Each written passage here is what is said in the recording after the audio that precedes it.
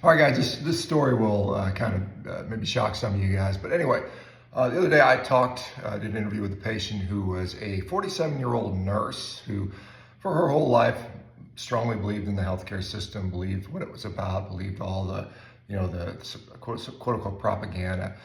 She had some health illnesses throughout the years. She had this sort of undefined idiopathic gastroparesis where she couldn't quite properly digest her food. For many years, she pursued healthy diets. She was a vegan at one point. Never ate processed food. Only ate healthy, grew her own vegetables and things like that.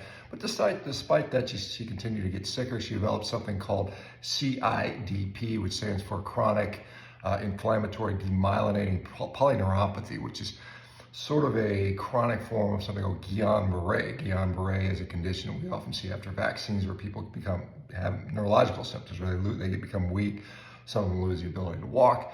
And sure enough, she had lost lots of fine motor control. She started to lose the ability to walk, where she could barely walk without significant assistance.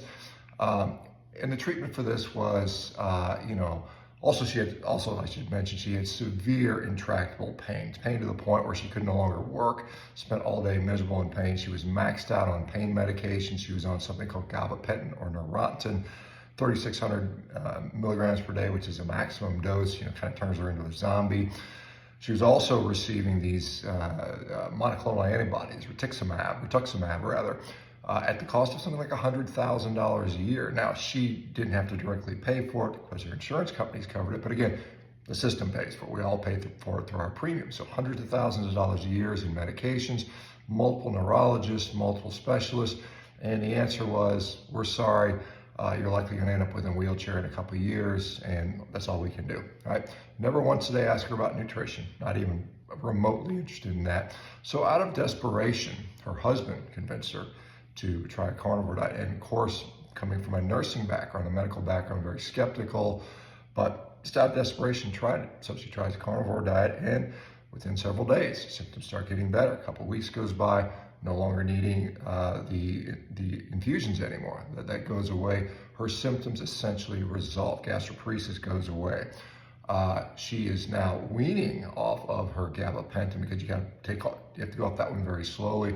But she's basically fully regained her capacity to walk. All of her neurological symptoms are resolving. And now, because I asked her, I said, assuming you continue to improve and get better, are you going to go back to work as a nurse? And what she told me was, absolutely not. I am absolutely disgusted with the system because how badly it had let her down.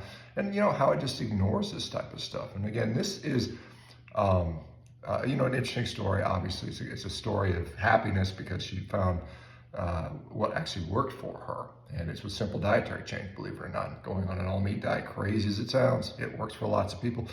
But this is one of thousands that I have seen. I've personally interviewed hundreds and hundreds and hundreds of people and heard from many, many, many more on this type of stuff. I mean, we've got now several case series are in progress or already been published on things like ulcerative colitis and Crohn's disease and anxiety and depression and things like anorexia and other autoimmune disease. We have more studies coming out on multiple sclerosis and psoriasis, and more to come, I'm sure, as time goes by. Now, at some point, people are going to say, well, what's the deal here?